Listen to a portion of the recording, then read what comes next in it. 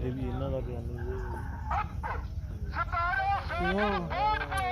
ਮੱਥਾ ਟੇਕ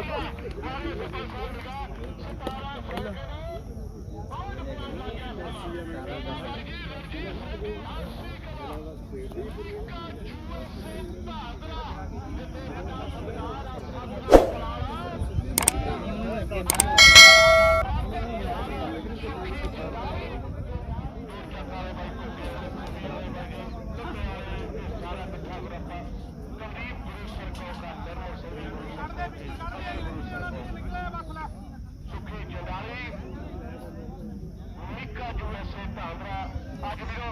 ਲਾਈਵ ਦੀ ਸੇਵਾ ਅੱਜ ਵੀ ਤੇ ਕੱਲ ਵੀ ਜਿਹੜਾ ਮੇਲਾ ਹੋ ਕੇ ਹਟਿਆ ਉਹ ਨਿੱਕਾ ਯੂਐਸਏ ਧਾਂਦਰੇ ਵਾਲਾ ਲੰਬਾ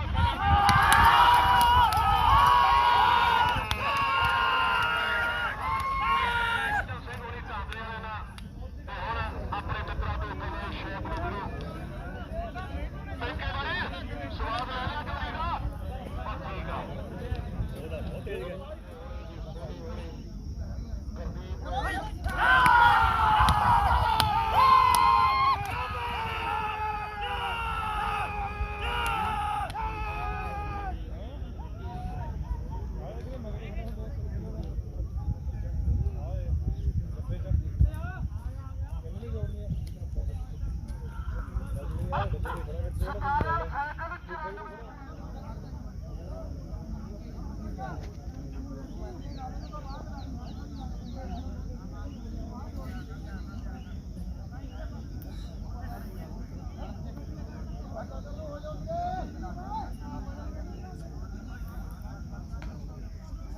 ਤਰੀਕ ਨੂੰ ਬਾਜੀ ਕਬੂਤਰਬਾਜੀ ਹੈ ਇੱਥੇ